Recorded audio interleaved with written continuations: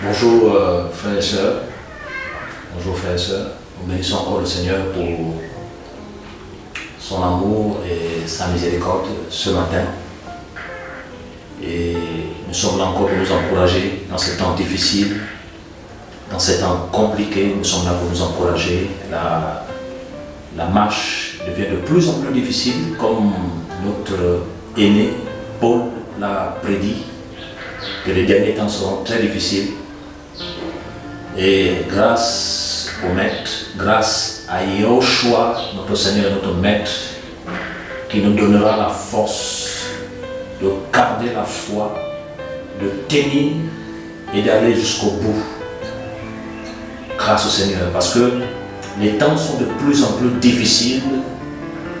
Nous sommes dans un temps où la majorité des enfants du Seigneur ne prient plus, ne méditent plus de communion entre frères et sœurs. Les temps deviennent de plus en plus difficiles. Et ces temps ont été annoncés, prédits par notre Seigneur et notre Maître. Et le plus important, quel que soit l'endroit où tu es, quel que soit l'endroit où tu te trouves, continue à craindre le Seigneur, continue à persévérer dans la marche, continue à tenir bon, continue à aller de l'avant, parce que le Maître est à la porte. Et la Bible déclare dans Daniel 11:32 que ceux du peuple qui connaîtront leur aile agiront avec fermeté. Continue à aller de l'avant, quelles que soient les épreuves, quelles que soient les difficultés, quel que soit ce que les hommes disent. Comme ta vie, si tu crains le Seigneur, continue à aller de l'avant, parce que les temps deviennent de plus en plus difficiles, et ça va, et la difficulté va de plus en plus grandir. La difficulté va de plus en plus grandir, mais grâce au Seigneur, grâce à celui qui a vaincu le monde à la croix, grâce à celui qui a dit tout est accompli, grâce à celui-là, nous aurons la victoire. Et dans le livre de 1 Samuel, la Bible nous dit que la victoire appartient à Elohim. La victoire l'appartient. Frères et sœurs, c'est vrai que le monde est plongé dans le mal, mais nous avons la lumière. La Bible déclare que celui qui est en nous est plus grand et plus fort que celui qui est dans le monde. Je voulais commencer ce temps de partage pour nous encourager. Je voulais commencer ce temps de partage pour nous dire d'aller de l'avant. Le temps n'est plus à la médisance, le temps n'est plus à la jalousie, le temps n'est plus à la concurrence charnelle, le temps n'est plus aux divisions, le temps n'est plus à s'ingérer dans les affaires d'autrui, le temps n'est plus à murmurer contre son frère ou sa soeur. Le temps n'est plus dans ces choses-là, nous ne sommes plus dans ces choses-là, le temps n'est plus. Le temps n'est plus à faire les ténèbres, ce n'est plus le temps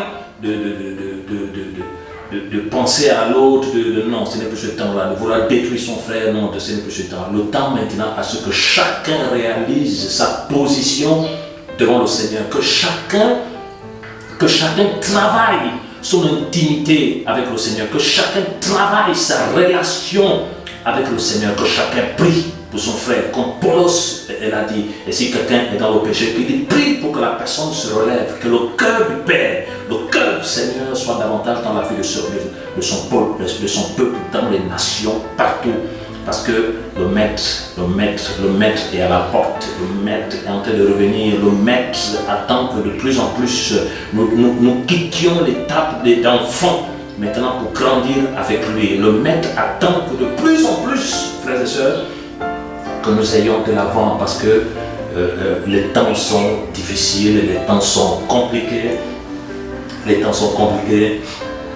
et le Seigneur veut que de plus en plus ses enfants puissent aller de l'avant. Nous bénissons le Seigneur pour ce matin encore, vraiment, nous sommes là pour encourager les frères et sœurs qui sont partout, encourager les projets des uns et des autres, nous encourager aussi, prier pour les uns pour les autres, prions pour les uns pour les autres, prions ensemble pour que de plus en plus nous marchions dans la lumière. Arrêtons de nous jalouser les uns les autres, arrêtons de nous combattre. Nous avons un seul ennemi, c'est pas ton frère, c'est pas ta soeur. Hein, l'ennemi qui est contre l'Église, c'est Lucifer, c'est Satan, hein, qui veut détruire l'Église du Seigneur. Mais nous savons tous qu'une œuvre bâtie sur le fondement biblique va demeurer face aux épreuves, face aux combats, face aux attaques. Une œuvre qui vient du Seigneur va demeurer. Un appelé qui vient du Seigneur va demeurer, quel que soit ce que les hommes diront, quel que soit ce que les hommes feront. Le plus important, c'est d'agir comme la Bible le dit. Quand on dit dans 2 Timothée, Paulos dit à son fils dans la foi qu'un serviteur du Seigneur doit éviter les querelles, doit éviter les débats, doit éviter beaucoup de choses charnelles pour avancer avec le Seigneur. Les temps sont difficiles, frères et sœurs, mais le temps est là maintenant où nous devons de plus en plus rechercher l'amour du Seigneur dans nos cœurs, rechercher la sainteté du Seigneur dans nos cœurs, rechercher l'humilité du Seigneur dans nos cœurs, rechercher la soumission mutuelle, penser à la veuve, à l'orphelin, au démuni et tenir bon parce que le Seigneur est à la porte. Même lorsqu'on ressent que la fatigue est là, lorsqu'on ressent qu'on ne peut plus avancer, crions au Seigneur, il va davantage nous donner la force d'aller de l'avant. Il va davantage nous donner la force d'aller de l'avant, la force d'avancer, quel que soit ce que les hommes disent, quel que soit ce que l'ennemi veut faire dans nos vies. Prions. Paul en parle dans les épîtres de Paul, que ceux qui nous calomnient, prions pour eux, que ceux qui passent le temps à méditer, prions pour eux. Nous sommes le peuple de la lumière, nous sommes les enfants de la lumière, nous sommes les enfants de Yahushua. Nous devons bénir ceux qui nous maudissent, nous devons davantage travailler pour édifier et non pour détruire, frères et sœurs, parce que les temps sont difficiles. Et nous voulons, avant de commencer ce partage, vraiment encourager ceux qui sont fatigués, qu'on se relève ceux qui n'arrivent plus à prier, qu'on se relève ceux qui n'arrivent plus à aller communier avec les uns les autres par-ci par-là, qu'on se relève d'abord. Nous savons tous que la communion utile d'abord c'est la communion avec le Seigneur, mais nous devons nous relever. La Bible déclare que là où 2 ou 3 sont assemblés à mon nom, je suis là. Même si aujourd'hui, à cause de plusieurs lois, les lieux sont fermés, mais nous savons tous que la véritable église, les enfants du Seigneur, elle est mobile, elle est partout. Il dit là où 2 ou 3, que ce soit en forêt, que ce soit partout, l'église du Seigneur est là. Lorsque ceux qui craignent se réunissent pour que la gloire de son nom se manifeste davantage. Lorsqu'il dit invoque-moi et je te répondrai. Le Seigneur dit dans sa parole, invoque-moi. C'est-à-dire que quel que soit l'endroit où nous sommes, lorsqu'on invoque le Seigneur en esprit et en vérité, je vous assure, le Seigneur lui-même est puissant pour nous répondre, parce que les temps deviennent de plus en plus difficiles et nous croyons tous que nous devons aujourd'hui, comme j'ai l'habitude de le dire, pas nous comparaître à la chrétienté actuelle qui est dans l'apostasie, qui est dans la négligence, qui est dans la varice, qui est dans la cupidité, qui est dans l'hypocrisie. Mais nous devons de plus en plus maintenant nous comparer aux Écritures, à ce que Paulos a dit, à ce que Pétros a dit, à ce que les apôtres ont dit, ont fait, à ce que les Écritures nous disent. Nous devons de plus en plus nous comparer à ces Écritures-là. Les temps sont difficiles et Apocalypse en parle, l'église de Laodicée qui n'a plus de zèle, qui n'a plus d'amour pour le Seigneur, l'église de Laodicée qui n'a plus de projets pour le Seigneur. Aujourd'hui, maintenant, quand nous regardons la chrétienté actuelle, le monde bat son plein dans les cœurs. Quand nous regardons la chrétienté actuelle, les hommes vivent dans l'apostasie. Quand nous regardons la chrétienté actuelle, une telle légèreté en milieu chrétien. Quand nous regardons la fausseté, l'hypocrisie qu'il y a, frères et sœurs.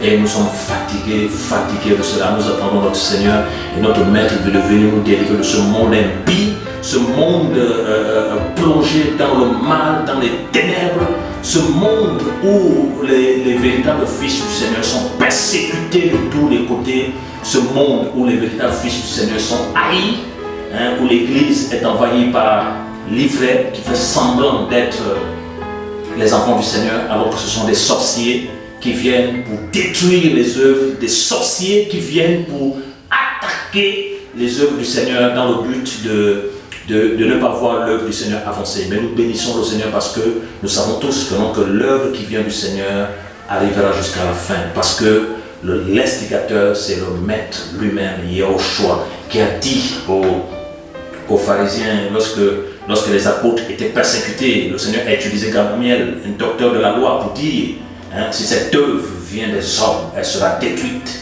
Mais si cette œuvre vient du Seigneur, vous ne pourrez pas la détruire. Donc nous savons tous que l'œuvre humaine a une fin. L'œuvre humaine n'arrivera nulle part. L'œuvre humaine, c'est-à-dire que lorsque un projet, lorsqu'une vision, lorsqu'une assemblée fonctionne de manière humaine, elle n'ira nulle part. Quel que soit le nombre de personnes, elle n'ira nulle part. Mais lorsqu'une œuvre vient du Seigneur, quel que soit le nombre de personnes, elle ira quelque part. Parce que le fondement est respecté. Le fondement est biblique. Le fondement, c'est Yahushua lui-même. Et Paul en parle, que nous n'avons pas posé un autre fondement que celui qui a été posé, à savoir Yahushua, notre Seigneur et notre Maître. Quand on parle de poser le fondement, c'est comme une maison. Pour la construire, il faut poser les fondations. Pour la construire, il faut d'abord poser les bases. Il faut poser les fondations. Et en posant les fondations, nous voyons comment que les murs peuvent la monter. Mais dans nos vies, on a un fondement. Le fondement, c'est Yahushua. La base, c'est la parole. C'est-à-dire, tout ce que nous faisons, tout ce que nous devons entreprendre, il faut que le fondement soit biblique. Littéralement, nous devons comparaître tout ce que nous faisons aux Écritures, à la parole. La parole, c'est la vie. La parole, c'est la lumière. La parole, c'est ce qui nous éclaire. La parole, elle nous communique la lumière spirituelle. Voilà pourquoi Yahushua dit, nous sommes la lumière du monde. Lui, il a la lumière. Et lui, maintenant, nous devons aussi la lumière du monde. Quand on parle de lumière, ça n'a rien à voir avec les lampes physiques. Non, c'est la lumière spirituelle. Littéralement, nous sommes, le monde est dans les ténèbres à cause du péché. Le monde est dans les ténèbres à cause du mal.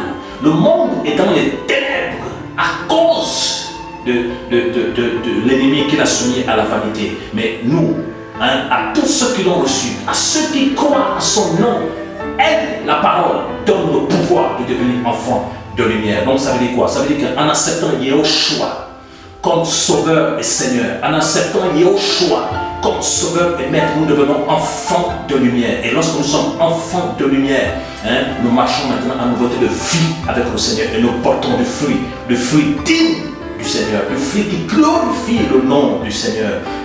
Voilà pourquoi nous pouvons dire qu'il ne suffit pas de fréquenter une assemblée, il ne suffit pas de connaître un ministère apostolique, un ministère prophétique connu pour être enfant du Seigneur. Non, pour être enfant du Seigneur, la Bible dit, il faut nous mettre avec les Écritures, il faut se mettre avec les Écritures. La Bible dit, pour être enfant du Seigneur, il faut le voir accepté comme sauveur et Seigneur. Et quand on accepte comme sauveur et Seigneur, quand on expérimente l'œuvre de la croix, l'œuvre de la délivrance, parce que comme le peuple d'Israël, nous avons été rachetés. Comme le peuple d'Israël en Égypte, nous avons été rachetés du monde par l'œuvre de la croix. Et aujourd'hui, le Seigneur, par son grand amour, la Bible dit dans le livre de Colossiens, il nous est arrachés des ténèbres pour nous transporter dans le royaume de son Fils. Donc aujourd'hui, nous avons subi un transfert. Il nous est arrachés, littéralement. Le Seigneur, dans son amour, est venu nous arracher de la masturbation, est venu nous arracher de la calomnie, est venu nous arracher de l'hypocrisie, est venu nous arracher de la peur des hommes pour nous transporter dans la lumière, mes frères et sœurs, dans le royaume de la lumière. Et dans le royaume de cette lumière-là, frère, qu'est-ce qu'on trouve là-bas? Mon frère, ma soeur, on ne trouve pas les villas, non. On ne trouve pas les Boeing 747, non. On ne trouve pas les Bac plus 5, non. Qu'est-ce qu'on trouve dans ce royaume-là? Dans ce royaume, on trouve la joie du Seigneur. Dans ce royaume, on trouve l'amour du Seigneur, l'amour du prochain. Dans ce royaume, qu'est-ce qu'on trouve? On trouve la justice divine. Dans ce royaume, qu'est-ce qu'on trouve? On trouve la vie éternelle. Ceux qui croient en son nom aura la vie éternelle. La vie éternelle, c'est la vie après ce monde physique-là. C'est pour dire aux uns aux autres que le plus important, ce n'est pas de préparer sa vie passagère que nous sommes là, mais de se préparer sa vie éternelle. La vie éternelle, c'est-à-dire la vie après la mort. Lorsque nous allons mourir, où allons-nous partir? Voilà pourquoi le Seigneur dans le livre de Matthieu 7, il dit, c'est pas tous ceux qui me disent Seigneur, Seigneur, qui entreront dans le royaume de Dieu, sauf ceux-là qui font la volonté de mon Père. Faire la volonté du Père, dans le livre de Yohanan, c'est obéir à ses commandements, faire la volonté du Père. C'est marcher selon ses commandements, faire la volonté du Père. C'est obéir à sa parole, même si tu fréquentes une assemblée, même si tu es pasteur, même si tu es apôtre, si tu ne fais pas, si tu n'obéis pas à la volonté du Père, tu ne seras pas sauvé, frères et sœurs. Tu ne seras pas sauvé, tu n'iras pas au ciel. Si tu n'as pas une relation profonde, une relation sincère avec le Seigneur, si tu n'es pas vrai avec le Seigneur, tu ne seras pas sauvé. Les hommes peuvent t'acclamer, les hommes peuvent t'appeler ancien, les hommes peuvent t'appeler apôtre, les hommes peuvent t'appeler ce qu'ils veulent. Mais si tu n'es pas vrai avec le Seigneur, si tu n'es pas clair avec le Seigneur, tu ne pourras pas. Car c'est Yahweh qui justifie, c'est Yahweh qui connaît ses enfants. La Bible déclare que Yahweh connaît ses brebis. Il connaît ses brebis, frères et sœurs. Il connaît ses brebis, il connaît ses enfants. Il connaît ses enfants. Un berger connaît ses enfants. La Bible déclare que le diable ne vient que pour égorger, détruire, voler, causer des divisions. Causer des divisions. Aujourd'hui, quand on voit la chrétienté actuelle, à cause de Satan, à cause de l'immaturité, à cause de la chair, les gens sont divisés. Or, la division ne vient pas du Seigneur. La Bible nous parle de l'unité dans l'esprit, selon Éphésiens 4. L'unité dans l'esprit. L'unité dans l'esprit. Être uni, ça ne veut pas dire forcément qu'il faut qu'on mange ensemble tout le temps, non. Être uni, ça ne veut pas dire forcément que non, qu'il faut qu'on prie dans les mêmes lieux, non. Le rassemblement d'abord, il est spirituel. Nous appartenons à un seul corps, le corps du Seigneur. Tous les enfants du Seigneur dans les nations, dont l'esprit de Yahweh appartient au Seigneur. Nous sommes unis dans le même esprit. Même si tu travailles dans un couloir, tu travailles dans le couloir, ça ne doit pas appeler la division, non. On doit être unis, on doit prier les uns pour les autres, on doit prier les uns pour les autres, on doit se prendre des nouvelles les uns pour les autres, parce que nous sommes enfants des mêmes pères. Et nous avons un seul lieu où nous voulons partir, c'est le ciel. C'est le ciel. Voilà pourquoi Paul avait compris cela. Les apôtres ont compris cela. Voilà pourquoi Paul va à Corinthe, il implante l'œuvre, il travaille, et Apollos peut aller travailler, et Pétros peut aller travailler, parce qu'ils avaient compris que notre l'œuvre, ce n'était pas l'œuvre d'un homme. L'œuvre, le chef de cette œuvre, c'était Yahushua. Et tout le ministère qu'il appelait, c'était pour le bien-être de son corps. Mais aujourd'hui, qu'est-ce qui se passe? À cause des divisions, à cause des titres, à cause de la mauvaise compréhension de la parole, à cause de ceux qui se précipitent à diriger alors que le Seigneur ne les a jamais appelés à le faire. Les assemblées, les frères, ce sont dans la division parce que la semence qu'ils reçoivent, ce n'est pas la semence du Seigneur.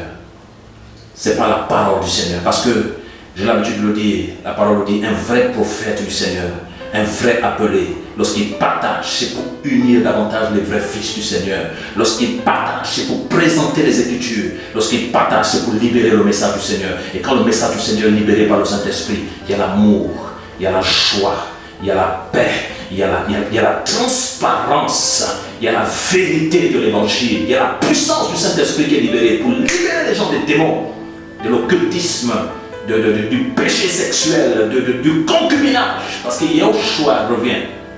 Il est la sagesse. Il est la sagesse. Il est la sagesse. Infiniment variée. Nous allons prendre le livre dans Jacob. Seigneur, merci pour ce matin. Merci pour ta grâce.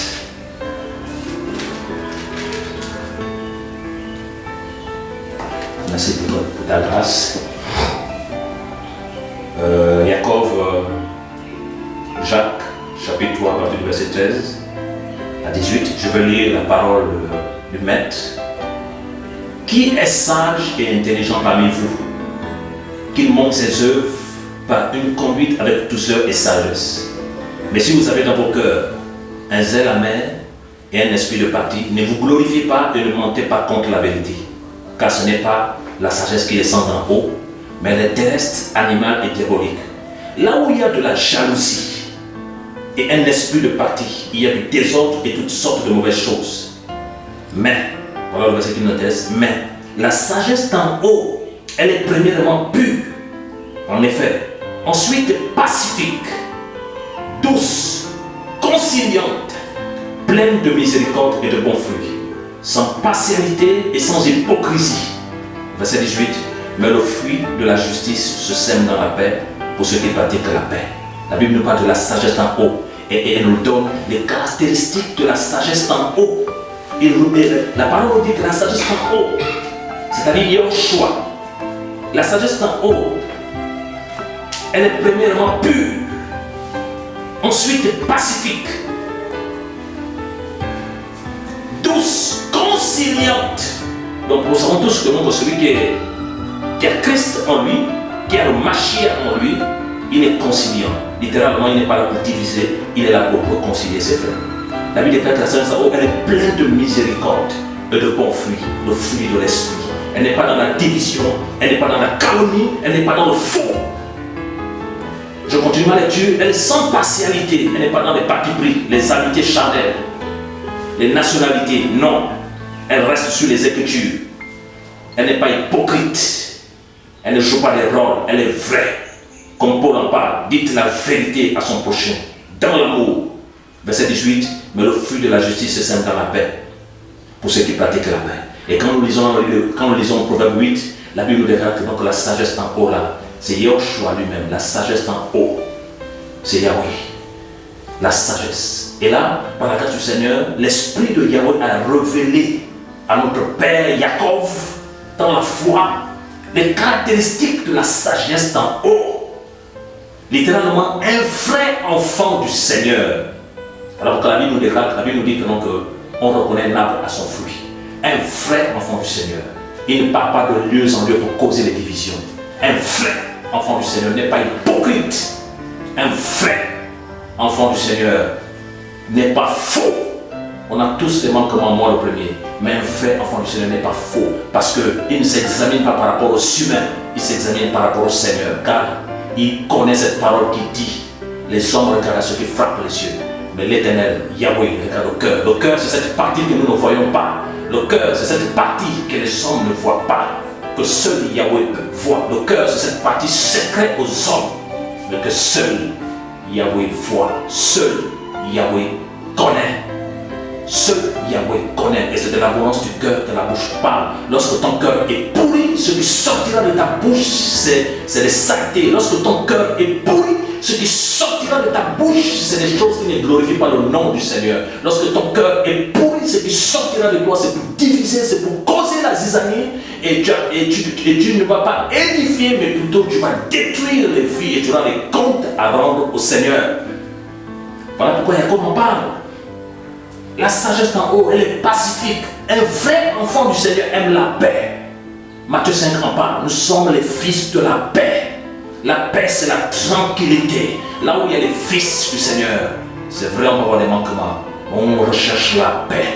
Recherchez la paix avec tous et la sanctification sans laquelle personne ne verra le Seigneur.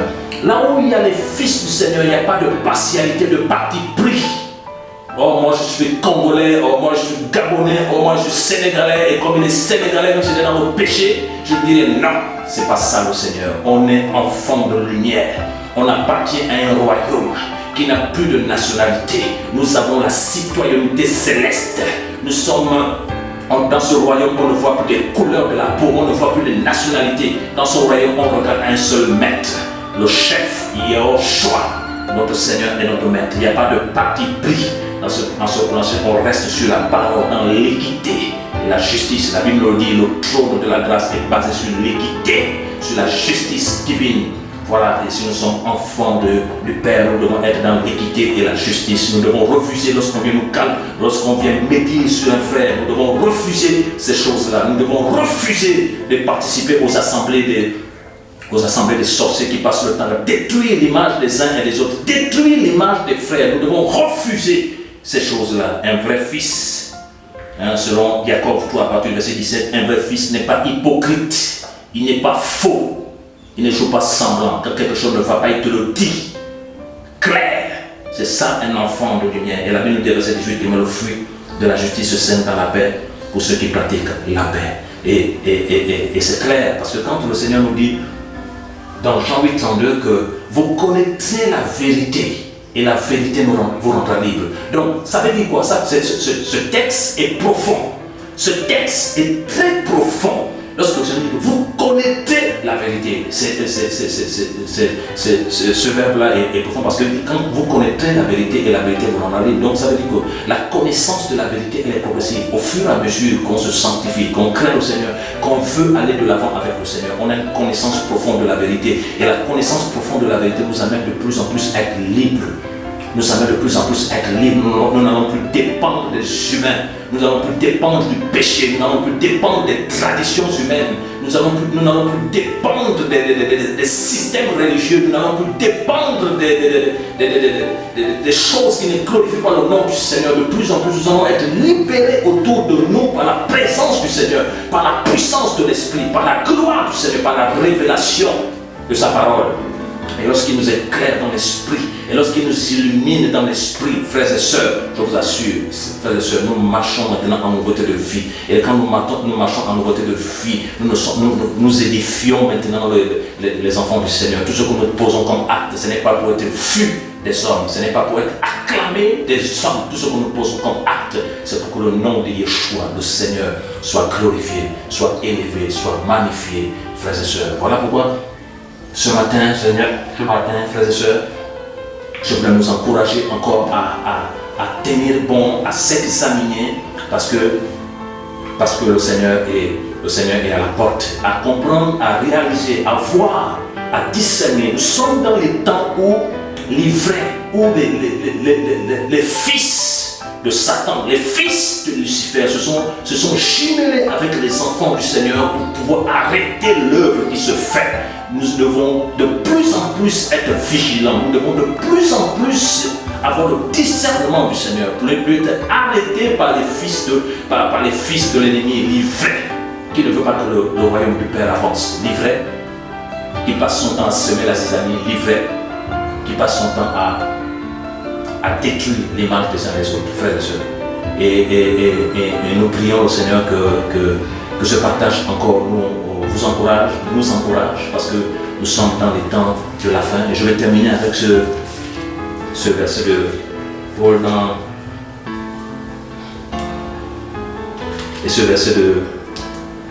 dans Galates 4, à partir du verset 18, Galates 4, à partir du verset 18, là où Paul dit que mais il est bon, je veux plutôt la partie du verset 16, 16. Suis-je devenu votre ennemi en vous disant la vérité? Verset 17. Le zèle qu'ils ont pour vous n'est pas vrai, mais ils veulent vous empêcher ils veulent nous empêcher de vous approcher afin que vous soyez zélés pour eux. Mais il est bon d'avoir du zèle pour ce qui est bon en tout temps, et non pas seulement quand je suis présent parmi vous. Ici, Paul est clair.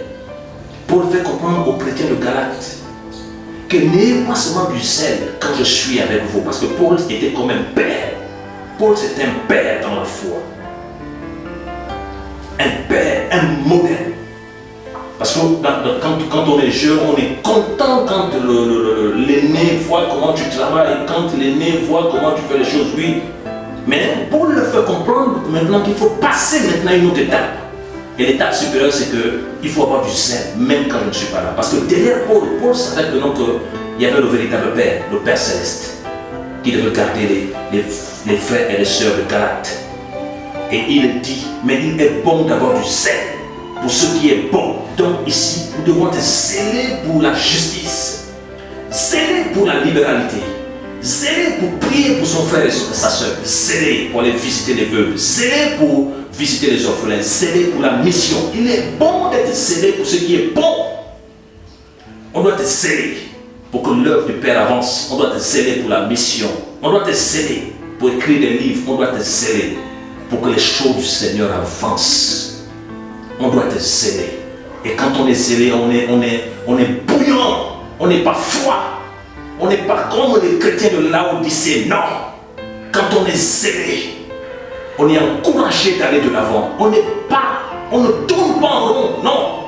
On veut aller de plus en plus de l'avant. Même si tu as réalisé des choses, tu dois comprendre que tu n'as encore rien fait. Tu dois aller de plus en plus de l'avant. Et c'était ce feu-là qui animait les apôtres. C'était ce feu-là qui animait les enfants du Seigneur à l'église primitive. Ils avaient un feu, frère. Et ce matin, ma prière est que ce feu se rallume en nous. Que ce feu se rallume en nous, frères et sœurs. Que ce feu, toi qui écouteras ce partage, que ce feu se rallume. Que ce feu se rallume. Là où tu as été blessé, que Yahweh te guérisse. Ma prière est que nous ne baissons pas les bras, que nous marchions de l'avant, que le nom du Seigneur soit béni, élevé, glorifié au ciel des cieux. Soyez tous bénis, frères et sœurs.